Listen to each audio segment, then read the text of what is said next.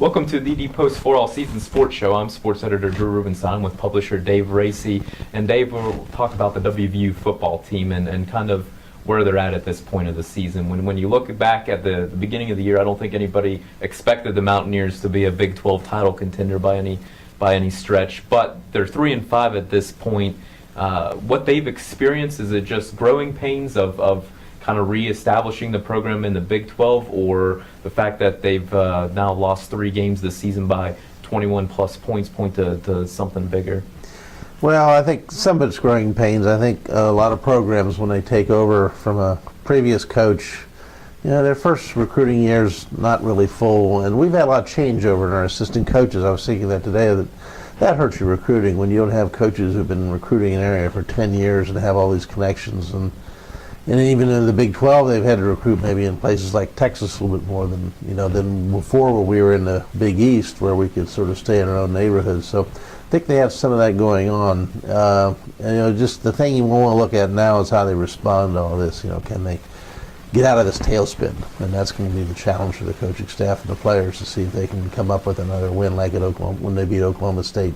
You mentioned recruiting, and one thing that pops in my head is I talk to Don Nealon before every single football season and kind of get his take on the Mountaineers and other teams. And the first thing he always examines is a team's starting quarterback, and he buys into the philosophy: if you have a good one, your team has a chance to win, and if you don't, then you're going to probably struggle a bit. WVU has obviously not found somebody that they're comfortable under center. Is that how much does that factor into what's happened? Oh, I think a lot has. I think the red flag was when Trickett was taken, because he had 2 guys coming back that they recruited that I thought they were confident in, and Millar didn't get to play much last year. One game with him, Oklahoma State, he came out on 4th down through a touchdown pass. I thought, wow, that's pretty good, to come in.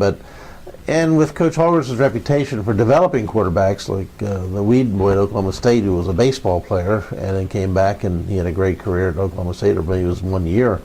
So I don't think anybody anticipated a problem there until they accepted the transfer, and then you're thinking, like, well, why would you do that if you have 2 kids already there? So that's what sort of got me thinking that maybe they had a problem there. And obviously they're still not satisfied and settled there yet, and I don't know what they can do with that position right now, because there seems to be a lot of uncertainty there, and that's definitely a problem, I think.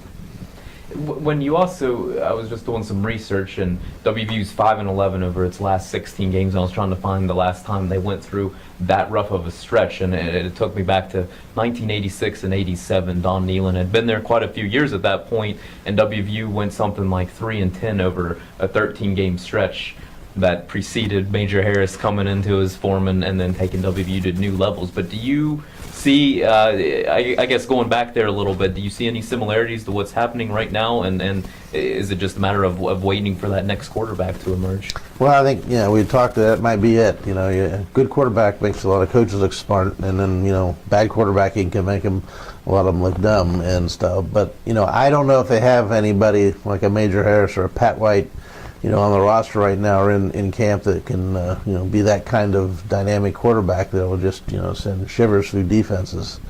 And right now we've got 3 quarterbacks right now that have not really established themselves as owning this offense, and I don't know what can be done about it right now. And it's going to be maybe more difficult now to even go out and recruit a quarterback when you haven't had the success after Gino left. And right now you've got a problem. You've got 3 guys who are in the program right now, so it's pretty crowded. Is it surprising to you, because Dana Holgorsen's offense is considered to be a system, and the fact that this is now his 3rd season, and that he hasn't either, 1, been able to bring in a quarterback that has been able to keep things going like he has in the past, or 2, develop somebody?